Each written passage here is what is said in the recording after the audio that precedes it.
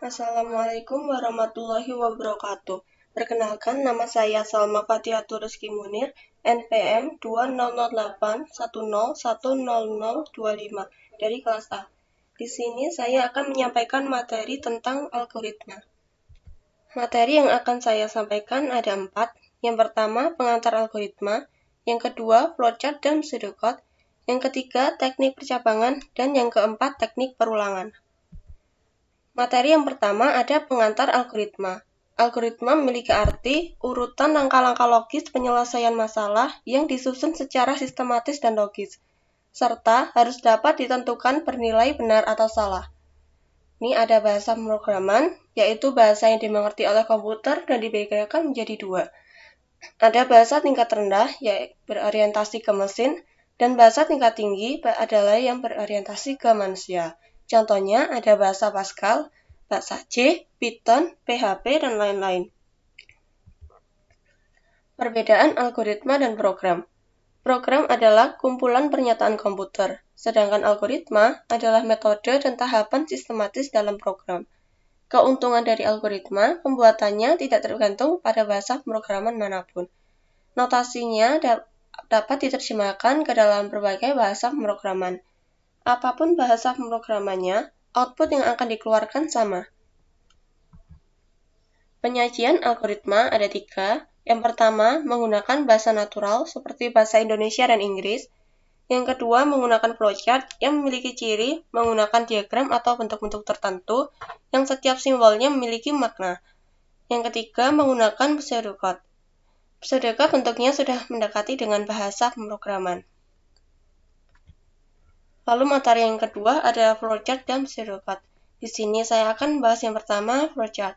Flowchart adalah gambaran dalam bentuk diagram alir dari algoritma-algoritma dalam suatu program yang menyatakan arah alur program tersebut. Yang pertama ada flowchart system. Ini input-output, manual input, proses, magnetic disk, file, dan ini arah proses. Yang kedua ada flowchart program. Terminator sebagai permulaan atau akhir program, biasanya start atau end. Lalu ini garis alir sebagai arah aliran program. Preparation sebagai proses inisialisasi atau pemberian harga awal. Ini proses pengolahan data. Ini untuk proses input atau output data. Ini proses menjalankan subprogram. Ini decision sebagai perbandingan pernyataan. Biasanya ada 2 kondisi benar dan salah. Yang lingkaran ini on-pack connector sebagai penghubung bagian flowchart yang berada pada satu halaman.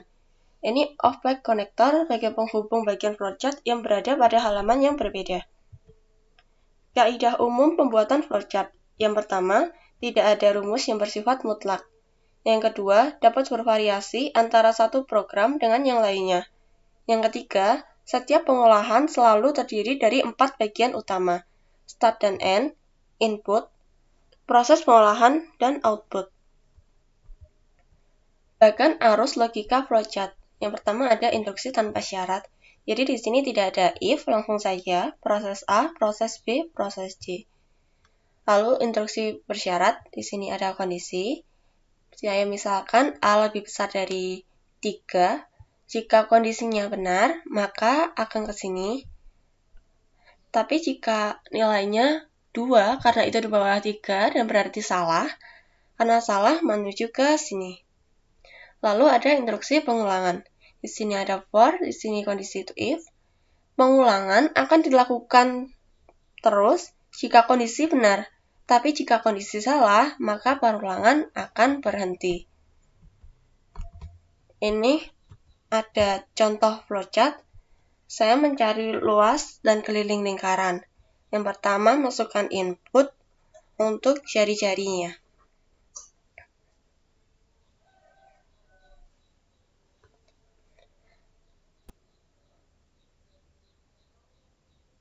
Lalu, ini masukkan P. Saya menggunakan 3,14. Lalu masukkan luas lingkaran. Rumusnya.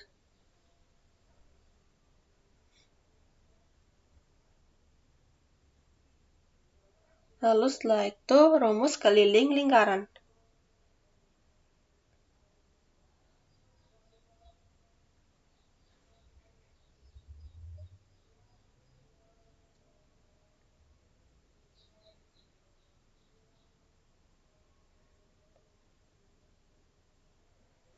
Setelah itu output dari luasan keliling. Di sini saya misalkan jari-jarinya 4 dan hasilnya ada di sebelah sini.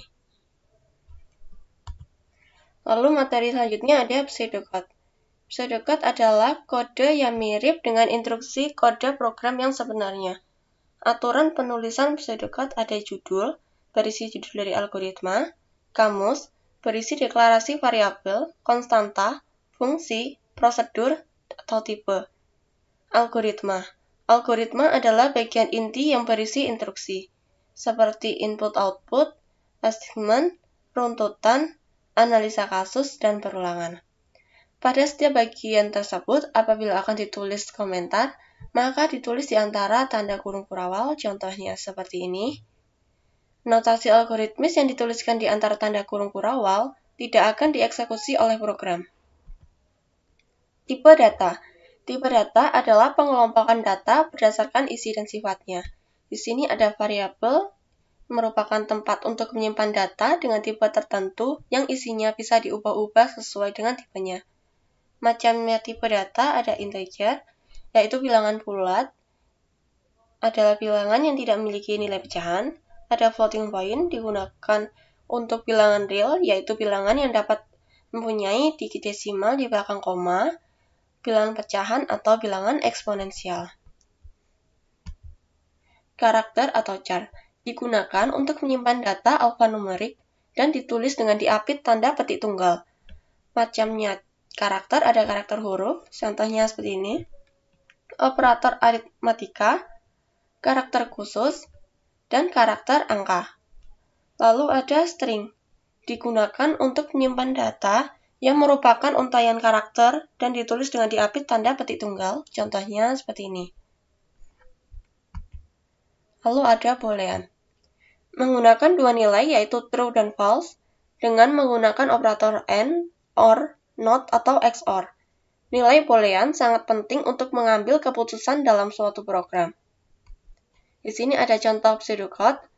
Program nilai terbesar ini adalah judul, ada deklarasi A integer, B integer, ini adalah bilangan bulat, lalu ini ada algoritma.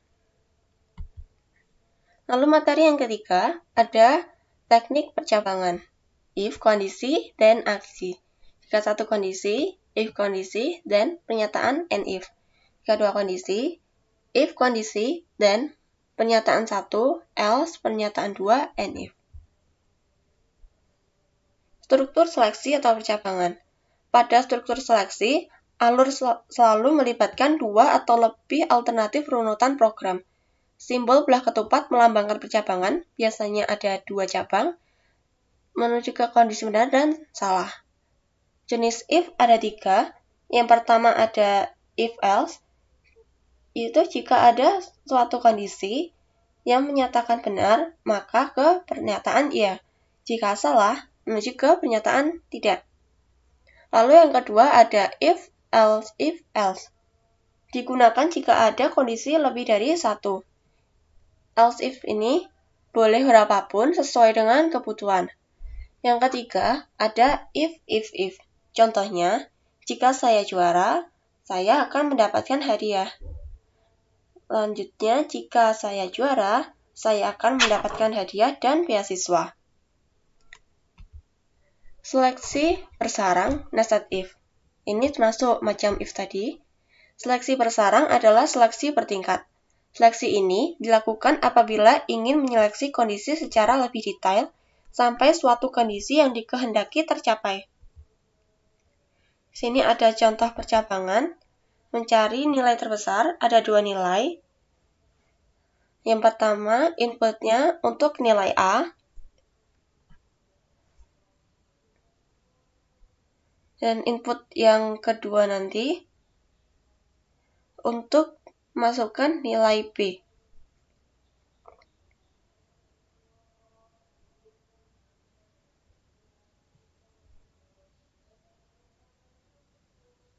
Lalu memakai selection. Di sini kondisinya saya tuliskan A lebih besar dari B.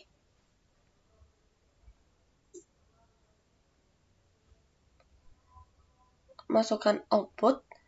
Nanti jika kondisinya benar akan melewati ini, dan jika kondisinya salah akan melewati sini.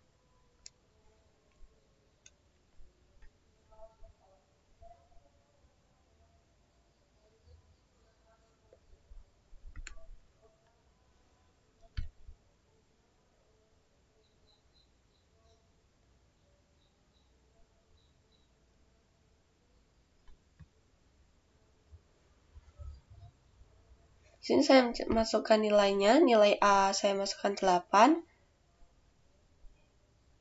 dan nilai B saya masukkan 4. Ini melewati ini karena kondisinya tadi benar. Jadi nilai A adalah yang terbesar.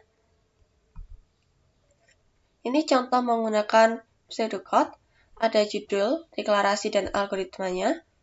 Sini A lebih besar dari B. Jika benar, maka A bilangan terbesar, tapi jika salah, maka B bilangan terbesar. Materi yang keempat ada teknik perulangan. Struktur perulangan ada kondisi perulangan, yaitu ekspresi boolean yang harus terpenuhi untuk melaksanakan perulangan. Ada badan perulangan, yaitu algoritma yang diulang. Inisialisasi, yaitu aksi yang dilakukan sebelum perulangan dilakukan pertama kali. Lalu ada terminasi, yaitu aksi yang dilakukan setelah perulangan selesai dilaksanakan. Sebuah perulangan biasanya diawali dengan sebuah inisialisasi dan diakhiri dengan terminasi.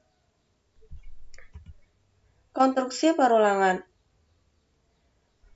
Yang pertama ada penyataan for, merupakan perulangan tanpa kondisi. Jumlah perulangan sudah diketahui sebelum konstruksi perulangan dieksekusi. Pernyataan for dibedakan menjadi dua, ada ascending dan descending. Ascending, for pencacah, nilai awal, to nilai akhir, do, pernyataan, and for. Di sini dimulai dari nilai yang terkecil ke nilai yang terbesar. Lalu descending, for pencacah, nilai akhir, down to, nilai awal, do. Ini kebalikan dari ascending, jadi dimulai dari nilai yang terbesar ke nilai yang terkecil. Lalu konstruksi perulangan selanjutnya ada while dan repeat, merupakan perulangan dengan kondisi. Jumlah perulangan tidak diketahui sebelum eksekusi program. Yang dapat ditentukan hanyalah kondisi berhenti perulangan. Di sini while kondisi, do, pernyataan, and while. Pernyataan akan dilaksanakan selama kondisi bernilai true. Jika kondisi bernilai false, badan perulangan tidak akan dimasuki, yang berarti perulangan selesai. Lalu ada repeat. Repeat pernyataan until kondisi. Di sini kondisinya ada di belakang, berbeda dengan while yang ada di depan, di awal. Jadi sini melakukan percobaan terlebih dahulu di awal, meskipun kondisinya salah. Jadi minimal melakukan percobaannya 1 kali. Perbedaan while dan repeat. While, kondisi perulangan diperiksa di awal perulangan. Instruksi di dalam badan perulangan dilaksanakan bila kondisi bernilai true, dilaksanakan paling sedikit 0 kali. Repeat, kondisi perulangan diperiksa di akhir perulangan. Badan perulangan dilaksanakan paling sedikit 1 kali. For bersarang atau nested for. Konsep perulangan bersarang adalah pada setiap perulangan pertama, program akan menyelesaikan perulangan yang kedua. Kemudian, pada setiap perulangan kedua, program akan menyelesaikan perulangan ketiga. Begitu seterusnya. Kemudian, perulangan yang lebih luar akan bertambah, mengerjakan perulangan yang lebih dalam lagi, mulai dari nilai awalnya dan seterusnya. Di sini ada contoh perulangan. Saya menggunakan bahasa C++ untuk mencari bintang dengan 3 baris dan 2 kolom.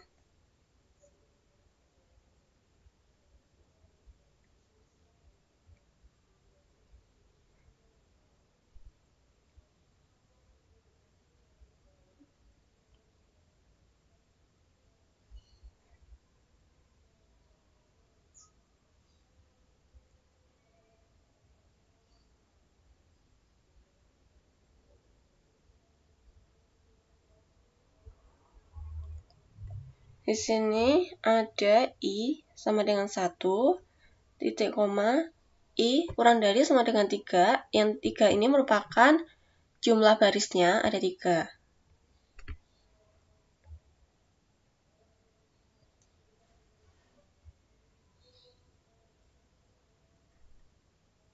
Di sini J kurang dari sama dengan 2. Ini adalah jumlah kolom.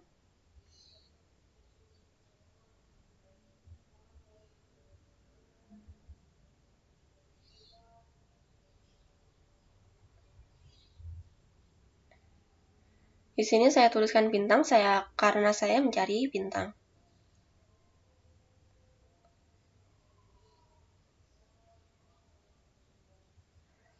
Lalu ini untuk ganti baris. Lalu yang terakhir, return 0.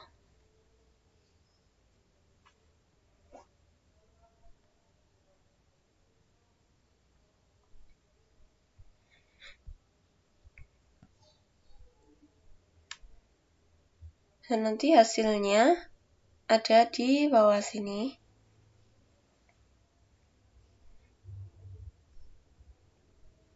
Ini hasilnya dengan bintang dengan 2 kolom dan 3 baris. Cukup sekian materi yang dapat saya sampaikan. Mohon maaf apabila ada kesalahan dari apa yang sudah saya sampaikan. Terima kasih atas perhatiannya. Wassalamualaikum warahmatullahi wabarakatuh.